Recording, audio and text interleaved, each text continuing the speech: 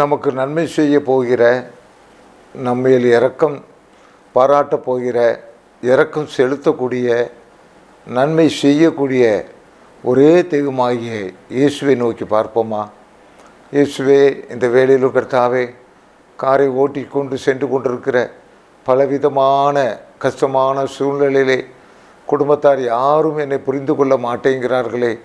நான் எவ்வளவு குடும்பத்துக்காக பாடுபட்டாலும் ஒரு பாராட்டு எனக்கு இல்லையே. பாராட்டாவிட்டாலும் பரவாயில்லை, என்னை குறை சொல்லாமல் விட்டால் போதுமே, அது கூட செய்ய மாட்டாங்கிறே என்று நினைத்தவராக காரை ஓட்டி கொண்டிருக்கிற அந்த அன்பருக்காக நான் ஜெபிக்கிறேன்வரே. அவர்களுடைய குறைகள் களையப்படுவதாக, அவரை பற்றிதான புரிந்துணர்வு அவருடைய குடும்பத்தாருக்கு ஏற்படுவதாக. இந்த வேளையிலும் கர்த்தாவே, ஆண்டவரே, எவ்வளவோ ஆபீஸிலே ஆண்டவரை நான் உழைத்து விட்டேன் கர்த்தாவே, உண்மையாக இருந்து விட்டேன் கர்த்தாவே. ஆனாலும் கர்த்தாவே, அந்த மேல் அதிகாரிக்கு இன்னும் புரியவில்லையே கர்த்தாவே, என்னை குறை சொல்லி கொண்டே இருக்கிறீரே ஆண்டவரே. என்னுடைய உண்மை நிலையை நான் எப்படி எடுத்துரைப்பேன் என்று ஆண்டவரே கர்த்தாவே அங்கலாய்த்து கொண்டிருக்கிற அருமை மகளுக்காக ஜெபிக்கிற ஆண்டவரே. அவருடைய கர்த்தாவு உண்மை வெளிச்சத்துக்கு வருவதாக ஆண்டவரே கர்த்தாவே, நீர் வெட்ட வெளிச்சமாக்குவீராக கர்த்தாவே. அவருக்குள்ளாக இருக்கிற ஆண்டவரே கர்த்தாவே, பரிசுத்தமான ஆண்டவரே, வேலையிலே காட்டுகிற ஈடுபாடுகள், உத்தமங்கள் எல்லாம் வெளிச்சத்துக்கு இந்த வாரத்திலே கொண்டு வர வேண்டுமாறு செபிக்கிறையா ஆண்டவரே கர்த்தாவே. எவ்வளவு வேலை செய்தாலும் கர்த்தாவே, எவ்வளவு உத்தமமாக இருந்தாலும் ஆண்டவரே, என்னை விட கர்த்தாவே ஆண்டவரே கர்த்தாவே, குறைபாடு உள்ளவர்களை என்னுடைய எஜமானர் நம்புகிறாரே கர்த்தாவே. என்னுடைய காரியங்களை எடுத்துரைக்க நான் என்ன செய்வது என்று முழித்து கொண்டிருக்கிற அன்பான தம்பி, நீ உழைத்து கொண்டே இரு. ஒரு நாளிலே உன்னுடைய முதலாளி உன்னை உணர்கிறாரோ இல்லையோ, கர்த்தர் உன்னை கண்டு வைத்திருக்கிறார். உன்னுடைய உண்மைக்கு தக்கதான பலனை நிச்சயமாக தேவன் உனக்கு கொடுப்பார். ஆண்டவரே, இந்த வேலையிலும் கர்த்தாவே, பலவிதமான எண்ணங்களிலே அலைமோதுகிற ஒவ்வொருவருக்காகவும் நான் மன்றாடுகிற கர்த்தாவே, நீர் சகலத்தையும் அறிவீர் ஆண்டவரே. எங்களுடைய வீட்டிலே கொண்டூசி எங்கே இருக்கிறதோ எங்களுக்கு தெரியாது, உமக்கு தெரியும் கர்த்தாவே.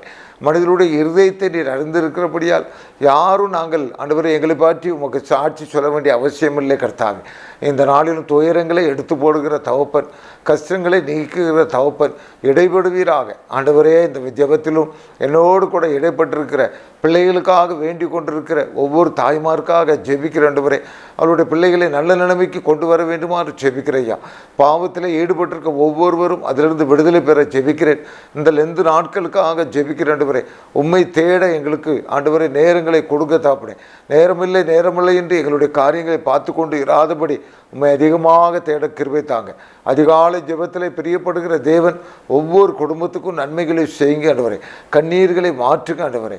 கவலைகளை நீக்கி போடுங்க. உம்மை தேடினால் எவ்வளவு மேன்மை என்பதை இந்த சகோதரன் உணர்ந்து கொள்ள கிருபை செய்வீராக. அவருடைய வியாபாரத்தில் ஒரு மாற்றங்களை உறுதிப்படுத்தி கொடுங்க ஆண்டவரே. ஆசீர்வதிப்பீராக. இந்த நாளின் சத்தியத்தை எங்களுக்கு ஆசீர்வதித்து கொடுங்க. இயேசுவினாலே வேண்டுகிறேன் நல்ல பிதாவே, ஆமேன் ஆமேன். ஒரு ஆபீஸில் ஒரு தம்பி அப்போ தான் நான் வேலைக்கு சேர்ந்திருந்தார். ஆகவே வேலைக்கு சேர்ந்த உடனே ஒரு 2 வாரம் தான் ஆயிருந்து. இன்னும் முதலாளிக்கு அவர் மேலே நம்பிக்கை இல்லை. ஒரு நாள் ஆஃபீஸ் முடிஞ்சு எல்லோரும் போயிட்டாங்க. இந்த தம்பி கீழே இருந்து எதையோ பொறுக்கி கொண்டிருந்தார். நான் எடுத்துக்கிட்டு இருந்தார். என்னடா இது, இவன் புதுசாக தான் வேலைக்கு சேர்ந்துருக்கான், இவனுடைய நடவடிக்கை வேறு நமக்கு பிடிக்கலை, எல்லோரும் போயிட்டாங்க, இவன் என்ன கீழே கிடந்து என்ன எடுக்கிறான். முதலாளிக்கு ஒரு பெரிய அவநம்பிக்கை வந்துச்சு. சரி, என்ன தானே பார்ப்போமே, நம்ம உள்ளே இருக்குதுன்னு அவருக்கு தெரியாது, எல்லோரும் போயிட்டாங்கன்றிருக்கான், இவனை நம்ம இன்றைக்கி பார்த்துடணும் அப்படின்னு தம்பியை கூப்பிட்டார். அந்த தம்பியை கூப்பிட்டுக்கு வாதா அப்படின்னாரு. அவனும் ரொம்ப பயந்து நின்னான். அங்கே என்ன செஞ்சிட்ருக்கான், எல்லோரும் பெய்யாச்சு, நீ மாத்திரம் ஏதோ பெருக்கிட்டு இருக்கே. நான் தம்பி ஒரு குண்டூசியை காட்டினான். ஐயா, அந்த அதிகாரிகள் அவசரமாக வெளியே சென்றுட்டாங்க ஐயா. அவங்க அந்த பின் கோக்குற வேலையில் அங்கங்கே கிடந்தியா. நாளைக்கு காலையில் எல்லோரும் அர்ஜெண்ட்டாக வேலைக்கு வருவாங்க ஐயா. அதனால தான் அந்த குண்டூசிலாம் பெருக்கி வச்சுட்டு போகலான்னு நான் வேலை செஞ்சுட்டு இருந்தேன். நான் உடனே அந்த முதலாளி அப்படியே ஒரு சிரிப்பு சிரிச்சுட்டு அவனை அனுப்பிட்டார். அடுத்த நாள் காலையிலே ப்ரேயர் முடிஞ்சு தான் அந்த ஆஃபீஸில் வேலைகளை தொடங்குவாங்க. ப்ரேயர் முடித்த உடனே அவர் பேர் சதாசிவம். அந்த ஓனர் கூப்பிட்டார். சதாசிவம் இங்கே வாங்க அப்படின்னார். வந்தார். உடனே எல்லோரும் கைதட்ட சொல்லிவிட்டு அவருக்கு ஒரு 1000 ரூபா கொடுத்தார். நேற்று தினத்தில் இந்த மாதிரி ஆஃபீஸில் முடிஞ்ச பிறகு அடுத்த நாள் காலையிலே பின்னு யார் காலையும் குத்திரக்கூடாது, நீ இந்த தம்பி செயல்பட்டான், இவனை நான் ரொம்ப பாராட்டி இந்த 1000 ரூபாயை கொடுக்குறேன் அப்படின்னு அந்த சதாசிவத்தை மெச்சி கொண்டார். கர்த்தருக்கு பிரியமானவர்களே, இப்பொழுது இந்த நாளில் மெச்சின ஆடு என்பதாக அந்த மெச்சின ஆண்டவர் எந்த ஆட்டை மெச்சினார் அதே உங்கள் மத்தியிலே இன்றைக்கு ஆவியானவர் கொண்டு வருகிறார். லூக்கா 7ஆம் அதிகாரம் 7-9. நான் உம்மிடத்தில் வரவும் என்னை பார்த்து நான் என்னவில்லை, ஒரு வார்த்தை சொல்லுவோம், அப்பொழுது என் வேலைக்காரன் சுத்தமாக நான் அதிகாரத்துக்கு கீழ்பட்டு இருந்தேன், எனக்கு கீழ்பட்டு சேவகர் உண்டு, நான் ஒருவனை போவேண்டால் போகிறான், மற்றவனை வாய்ந்தால் வருகிறான், என் வேலைக்காரன் இதை செய்கின்றால் செய்கிறான் என்று நான் சொன்னால் சொல்லுங்கள் என்று அவர்களை அனுப்பினான். இயேசுவிலை கேட்டு அவனை குறித்து ஆச்சரியப்பட்டு திரும்பி தமக்கு பின் சொல்ல திரளான ஜனங்கள் நோக்கி, இஸ்ரவேலுக்கு நான் இப்படிப்பட்ட விசுவாசத்தை காணவில்லை என்று உங்களுக்கு சொல்லுகிறேன் என்றார். இஸ்ரவேலுக்குள்ளும் நான் இப்படிப்பட்ட விசுவாசத்தை காணவில்லை. அருமையானவர்களே, இங்கே நீங்கள் என்ன பார்க்கிறீர்கள்? ஆண்டவராக இயேசு கிறிஸ்து இந்த உலகத்திலே வாழ்ந்த நாட்களிலே ஒரு ஆடை மெச்சி கொள்கிறார். அது யார்? 100க்கு அதிபதி. ஞானஸ்நானம் எடுத்தவர் அல்ல, சிஎஸ்ஐ சர்ச்சை சார்ந்தவர் அல்ல, திருமுழுக்கு பெற்றவர் அல்ல, ஒரு 100க்கு அதிபதி. யூதரை சார்ந்தவர் அல்ல, யூதர் மதத்திலே அமர்ந்தவர் அல்ல. அவர் என்ன பெறுகிறார் என்றால், ஆண்டவரிடத்திலிருந்து மெச்சி கொள்ளத்தக்க ஆடாதாக, மெச்சின ஆடாக அந்த 100க்கு அதிபதி வருகிறார்.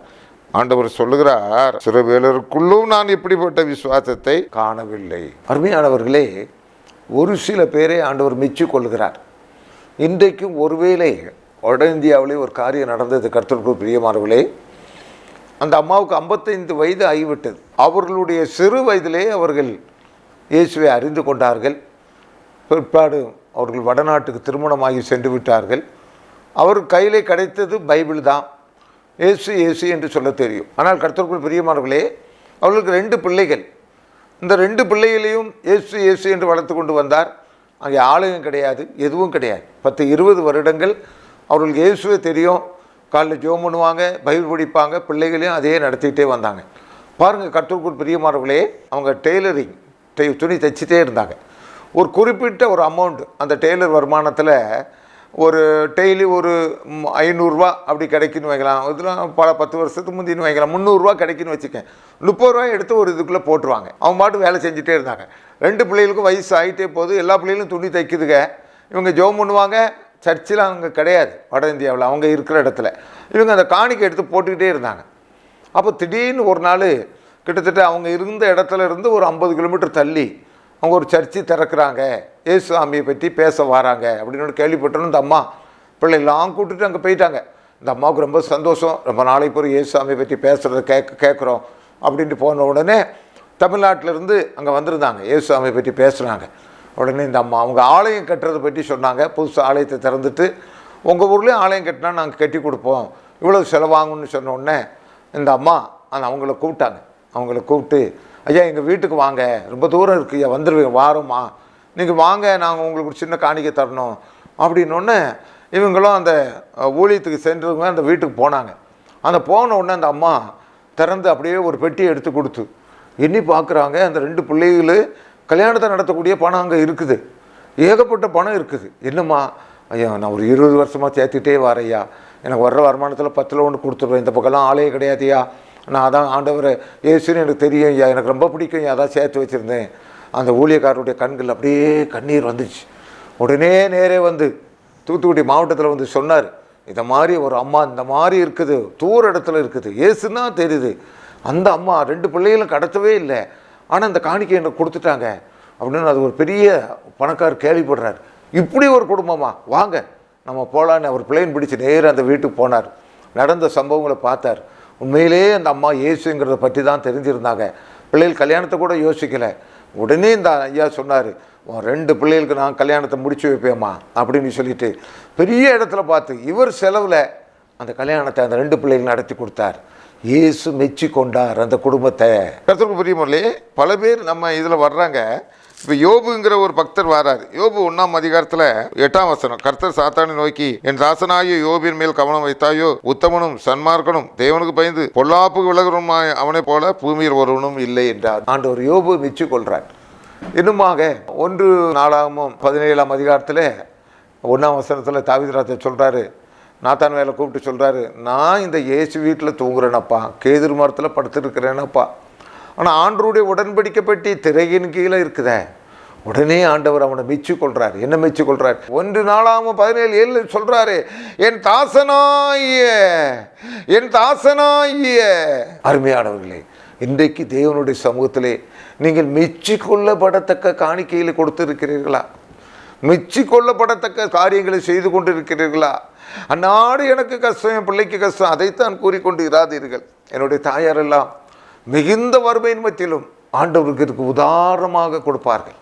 ஆண்டவருடைய காரியத்தில் அதிகமாக ஈடுபாடு காட்டுவார்கள். கொஞ்சம் வருமானத்திலையும் அவருக்காக பிடியரிசி காணிக்கையில், இந்த லெந்து டேஸிலெல்லாம் எடுத்து வைத்து பிடியரிசி காணிக்கையில் கொண்டு ஆலயத்தில் சேர்ப்பார்கள். ஆண்டவர் பார்த்து கொண்டே இருந்தார். நீ எவ்வளோ உன்னுடைய வீட்டில் இருக்குது, அதில் எவ்வளோ கொடுக்குறாங்கிறது அல்ல, உன் மனசு இயேசு எனக்கு இந்த காரியத்தை செய்தார், இயேசுக்கு நான் நன்றி தெரிவிக்க போகிறேன், இயேசப்பாவால் இந்த நன்மைகளை நான் கண்டடைஞ்சேன், அப்போ இயேசு ஒன்றை மெச்சிக்கொள்ள வேண்டும். இஸ்ரவேலருக்குள்ளும் நான் இப்படிப்பட்ட விசுவாசத்தை காணவில்லை, இந்த குறிப்பிட்ட ஜாதிக்குள்ளாக நான் இந்த விசுவாசத்தை காணவில்லை, அந்த ஜாதிக்காரராக இவரிடத்துல தான் அந்த விசுவாசத்தை நான் பார்த்துட்டு இருக்கிறேன். ஐயா 3 மணி நேரம் கடந்து ஆலயத்தில் செலவு பண்ணிட்டு இருக்கேன், அவங்ககிட்ட ஒரு விசுவாசமே இல்லையா, அவன் தூக்கி எறிஞ்சு பேசிட்டு போயிடுறான், அவன் போட்டிருக்கிறது ஒயிட் அண்ட் ஒயிட், உள்ளுக்குள்ளே நான் இல்லை, ஆனால் அவன் கலர் ட்ரெஸ்ஸை போட்டிருக்கான், ஆனால் என்னை தேடுறான். ஐயோ நான் பாவியாகிய மனுஷன், ஆண்டவரே கர்த்தாவே உன்னுடைய நாமத்தை உச்சரிக்க எனக்கு தகுதி இல்லையே என்று இவன் அங்கலாய்க்கிறாய்யா. இவன் தாயா எனக்கு வேணும். ஆண்டவருக்கு ரகசியமாக ஆண்டவர் சொன்னார் மத்தேயு 6ல், மனுஷர் காண வேண்டும் என்று அவர்களுக்கு முன்பாக உங்கள் தர்மத்தை செய்யாதபடிக்கு எச்சரிக்கையாக இருங்கள், செய்தால் பரலோகத்திற்கு உங்கள் பிதாவினிடத்தில் உங்களுக்கு பலன் இல்லை.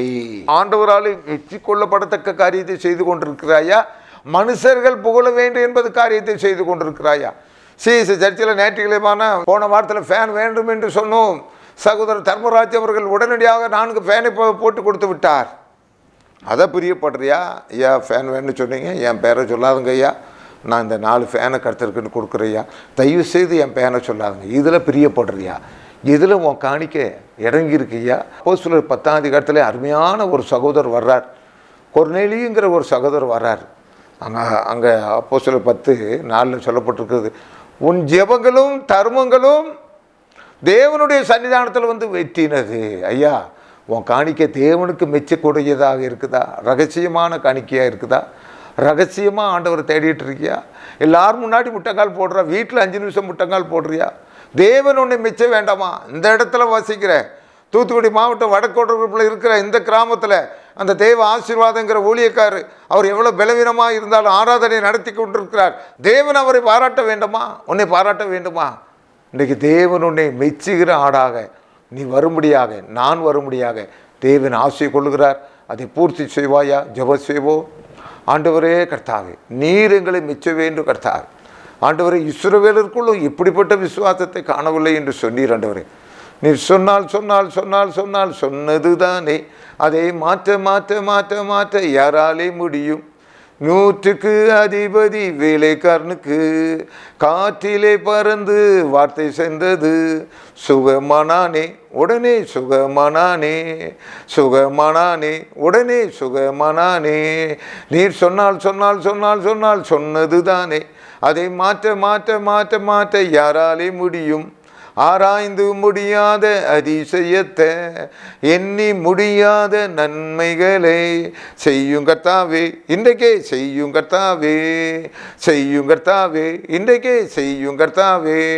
நீர் சொன்னால் சொன்னால் சொன்னால் சொன்னால் சொன்னது தானே, அதை மாற்ற மாற்ற மாற்ற மாற்ற யாராலே முடியும்? ஆண்டவரே, நீர் எங்களை மெச்சிக்கொள்வீராக. மனிதர்கள் எங்களை மிச்ச வேண்டும் என்பதற்காக மனிதர்கள் ஒரு வாரத்திலே ஆண்டவரே தூக்கி வைத்து புகழ் பாடுவார்கள். அதே வாய் 2 வருஷம் கழித்து எங்களை ரோட்டில் ஏசிக்கிட்டு அலையும் கர்த்தாவே. இது மனிதர்களுடைய ஈடுபாடு கர்த்தாவே, மனிதர்களுடைய சுபாவம் ஆண்டவரே.